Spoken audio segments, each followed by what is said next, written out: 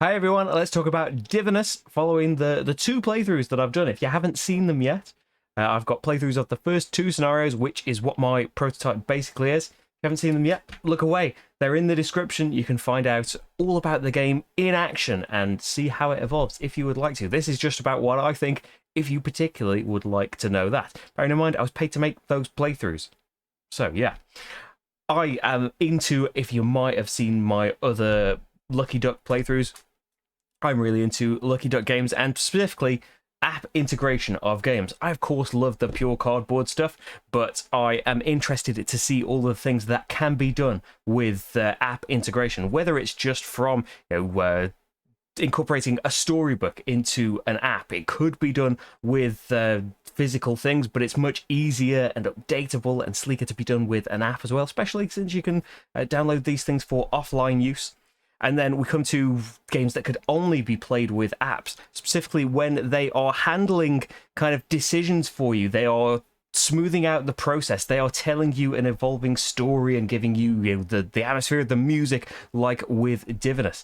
It is giving you enough information. You still see the goals out there on the table and the gods for their end game scoring and all of that, but a lot of things it will ask you sometimes, who has the most of this, who has the most of this, but it's calculating all of the scores for you and giving you this kind of living scoreboard to show you how useful some of these things are going to be. So, spoilers, I'll talk about things that happen in those two scenarios. That's all that I know.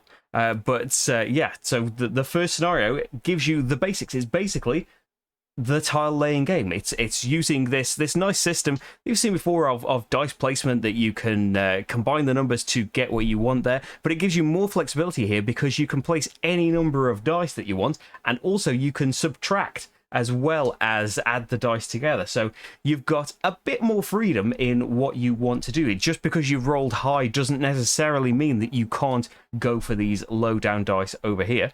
Although, yeah, you might find it harder if you've rolled all really low things to go up there. But at the same time, especially as the game goes on, it doesn't necessarily matter that you are filling up your tableau. That's what I liked in the second game. So as we started to unlock these things, not only are there things diverting your attention away from filling up this map, there's also a nice tile laying thing, gets very restricted towards the end as you start to see, especially if you haven't left kind of the border spaces. If you've left spaces in the middle empty, it's kind of your own fault, but you need very, very specific tiles that at the same time could be very easily taken away by other players, but you can overlay tiles on this, so you've got a bit of it's taking you an extra turn. But if you've noticed that you've completely painted yourself into a corner, you could replace the tile with something else. As long as it's okay to place that thing, you could change it and make it possible to finish your tableau, so you're not entirely stuck. But at the same time,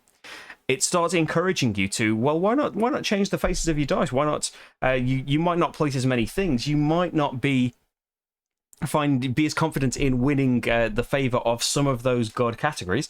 But what about next game when you go in with all of these altered dice, or you go in with all of these artifacts, these special abilities into the future games? As long as you're not falling behind too much, which in competitive Legacy, we've gone on about really loving Legacy things like a lot of co-ops like Pandemic Legacy the first time, and I think the first Legacy game we played, like one of the best experiences we've ever had.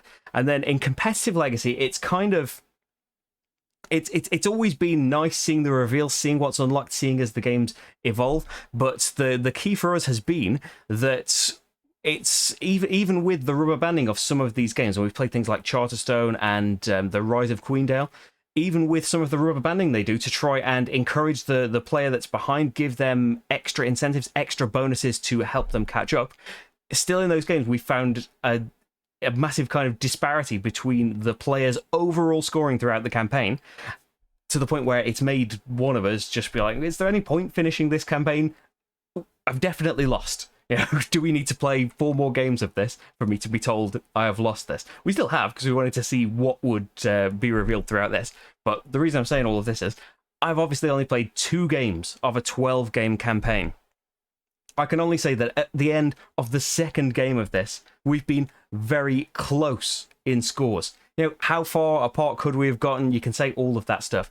But yeah, I'm hopeful for the way that it's been handled, that ties in the clashes that come out are kind of awarded to the player that is behind in overall favor, giving them some more incentives, giving them the first player for next time, letting them see all of this stuff. And we've only added a bit to the tiles themselves, to the board itself, as we've gone through just these two scenarios. But I like that. The straightforward thing in the first game, it was race towards those symbols, and then once all of those quests have gone, work towards getting the most of each terrain and then the biggest of each terrain. Great, lovely tile laying stuff.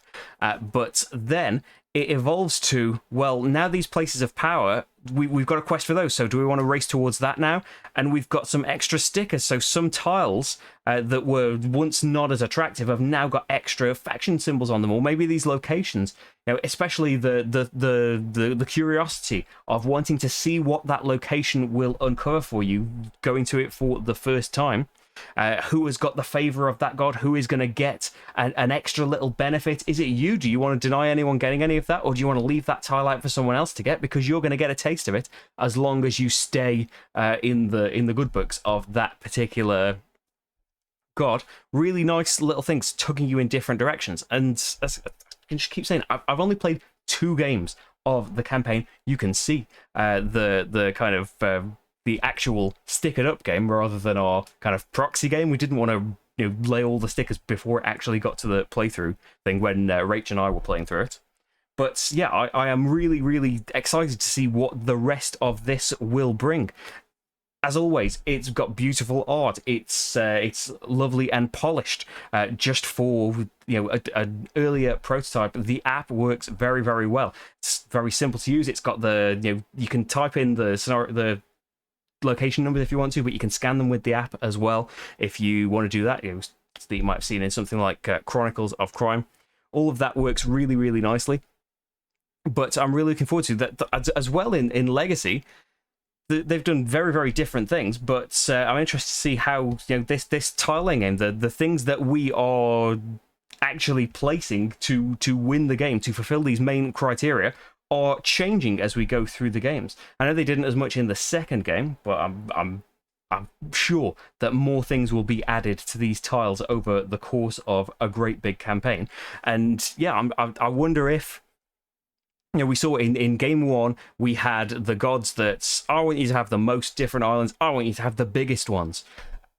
They stayed in the second scenario, and then we started introducing clashes and stuff that I think will keep coming back the way that the rulebook was talking. But will those gods stay? Will it always be the most and the biggest? Will that kind of shift over time as well? There's tons of scope for what could be done to this, I'm sure. And I suppose it really depends on, based on those first 2 games, are you intrigued as well? Are you excited to see what the future of this might be? I'm sure there might be little hints and things on the game fan page as to what kind of thing you might expect. But being a legacy game, being a one and done thing, and that's going to play into whether or not you're okay with kind of permanently altering games and the one and done thing. But it's got an extra mode as well, where you can play endlessly once you've finished the campaign, which is always a really good touch as well for replayability in future. And you'll be playing on a game that you have kind of customized yourself. If it's like some other legacies, you will remember the times that these things happened that led to the tiles being how they are, or the gods or the characters being how they are based on the journey that they went on. Yeah, it's all kind of a bit hypothetical, but yeah, I've been very keen in the past, and I'm super excited about what could come from Divinus in this. And I get who knows what the whole campaign could hold, but I'd really love this to be the competitive legacy that would work out for us over a whole campaign as 2. Because that's the thing as well. I mainly play things 2 players. I played this 2 players with the other 2 gods.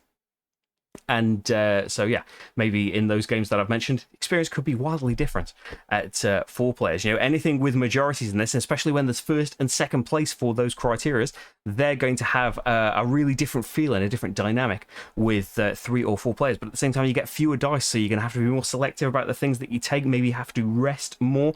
Yeah, I can speak about 2 though, and I've really enjoyed it at 2.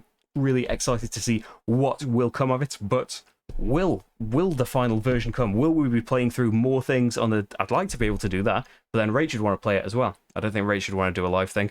Hopefully there'll be more Divinus on the channel, though. I would like to continue this at some point in its final form, but it can only become its final form if it succeeds on GameFound. The link to the campaign is in the description if you would like to see all of that stuff.